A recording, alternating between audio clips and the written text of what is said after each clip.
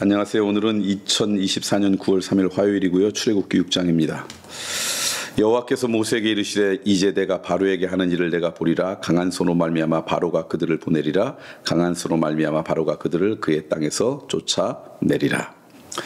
하나님이 모세를 부르시다. 하나님이 모세에게 말씀하여 이르시되 나는 여호와이니라. 내가 아브라함과 이삭과 야곱에게 전능의 하나님으로 나타났으나 나의 이름을 여호와로는 그들에게 알리지 아니하였고 가나안 땅 곧 그들이 거류하는 땅을 그들에게 주기로 그들과 언약하였더니 이제 애굽 사람이 종으로 삼은 이스라엘 자손의 신음소리를 내가 듣고 나의 언약을 기억하노라. 그러므로 이스라엘 자손에게 말하기를 나는 여호와라. 내가 애굽 사람의 무거운 짐 밑에서 너희를 빼내며 그들의 노역에서 너희를 건지며 팔로 여러 큰 심판들로서 너희를 속량하여 너희를 내 백성으로 삼고 나는 너희의 하나님이 되리니 나는 애굽 사람의 무거운 짐 밑에서 너희를 빼낸 너희의 하나님 여호와인 줄 너희가 알리라. 내가 아브라함과 이삭과 야곱에게 주기로 맹세한 땅으로 너희를 인도하여 그 땅을 너희에게 주어 기업을 삼게 하리라. 나는 여호와라 하셨다 하라. 모세가 이와 같이 이스라엘 자손에게 전하나 그들이 마음의 상함과 가혹한 노역으로 말미암아 모세의 말을 듣지 아니하였더라. 여호와께서 모세에게 말씀하여 이르시되 들어가서 애굽 왕 바로에게 말하여 이스라엘 자손을 그 땅에서 내보내게 하라. 모세가 여호와 앞에 아뢰어 이르되 이스라엘 자손도 내 말을 듣지 아니하였거든 바로가 어찌 들으리까. 나는 입이 둔한 자니이다. 여호와께서 모세와 아론에게 말씀하사 그들로 이스라엘 자손과 애굽 왕 바로에게 명령을 전하고 이스라엘 자손을 애굽 땅에서 인도하여 내게 하시니라. 모세와 아론의 조상 그들의 조상을 따라 집의 어른 이러하니라. 이스라엘의 장자 루벤의 아들은 하녹과 발루와 헤스론과 갈미니 이들은 루벤의 족장이요 시몬의 아들들은 여무엘과 야민과 오앗과 야긴과 수알과 가나안 여인의 아들 사울이니 이들은 시므온의 가족이요 레위의 아들들의 이름은 그들의 족보대로 이러하니 게르손과 고앗과 무라리요 레위의 나이는 137세였으며 게르손의 아들들은 그들의 가족대로 림니와 시므이요 고앗의 아들들은 아브람과 이스할과 헤브론과 우시엘이요 고앗의 나이는 133세였으며 무라리의 아들들은 마올리와 무시니 그들은 그들의 족보대로 레위의 족장이요 아블람은 그들의 아버지의 누이 요게벳을 아내로 맞이하였고 그는 아론과 모세를 낳았으며 아브람의 나이는 137세였으며 이스라엘의 아들들은 고라와 네벡과 시그리요 우시의 아들들은 미사엘과 엘라벤과 시드니요 아론은 암미 나답의 딸 나손의 누이 엘리세바를 아내로 맞이하였고 그는 나답과 아유와 엘레아살과 이다마를 낳았으며 고라의 아들들은 아실과 엘가나와 아비 아사비니 그들은 고라야 사람의 족장이요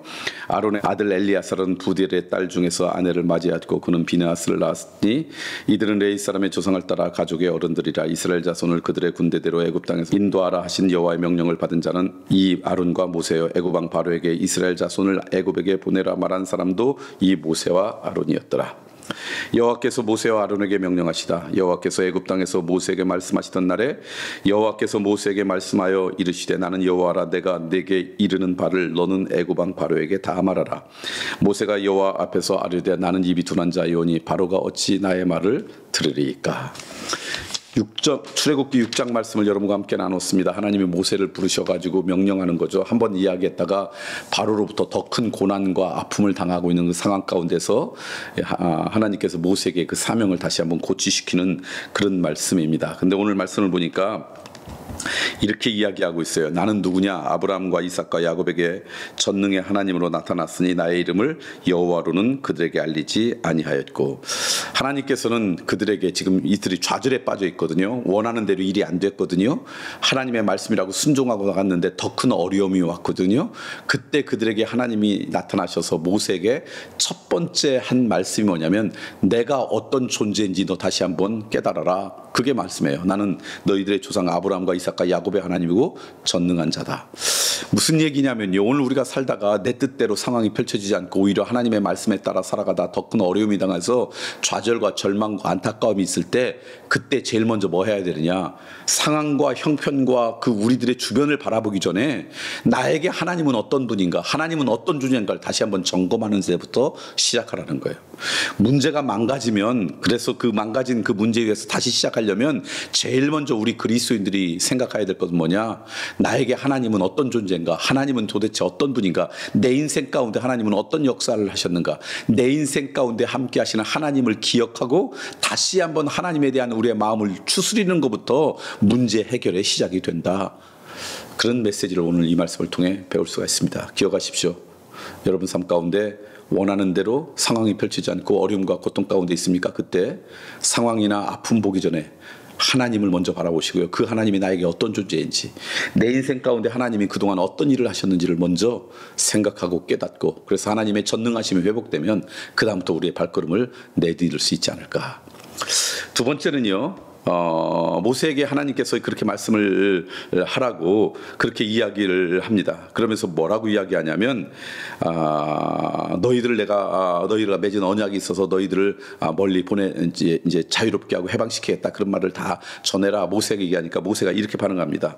모세가 이와 같이 이스라엘 자손에게 전하나 그들이 마음의 상함과 가혹한 노역으로 말미암아 모세의 말을 듣지 않았더라.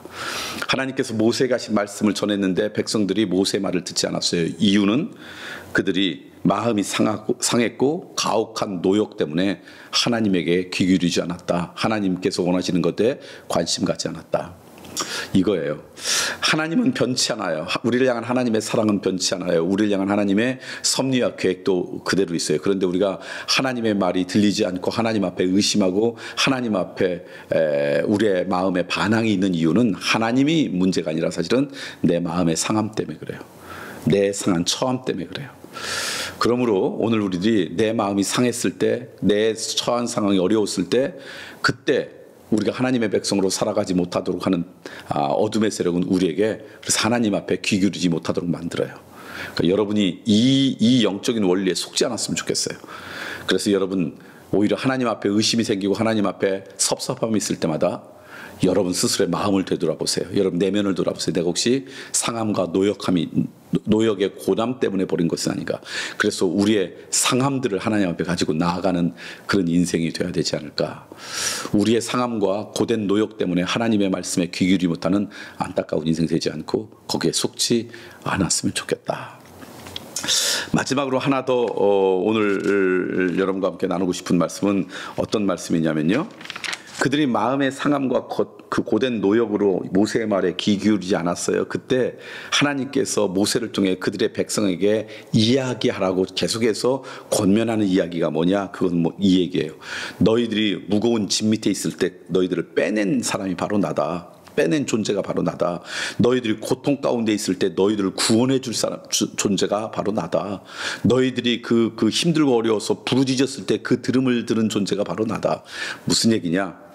내 마음의 상함과 상황의 어려움 때문에 하나님의 말씀에 귀 기울이지 않는 그들을 향해서 우리의 인생 가운데 그동안 함께 지켜주시고 보호해 주셨던 그 하나님을 다시 한번 생각해보는 인생이 되어라. 그때 우리들이 마음의 상함을 이길 수 있다. 뭐 그런 얘기죠.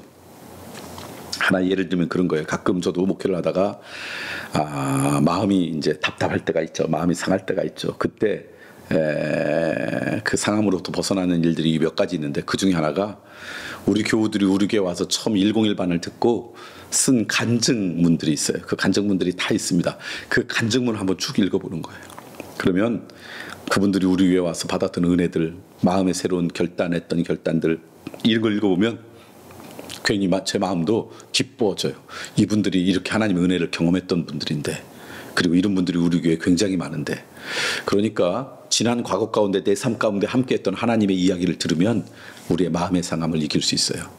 여러분, 그래서 마음의 상함 때문에 하나님의 음성을 못 듣는 안타까운 인생 되지 않았으면 좋겠습니다.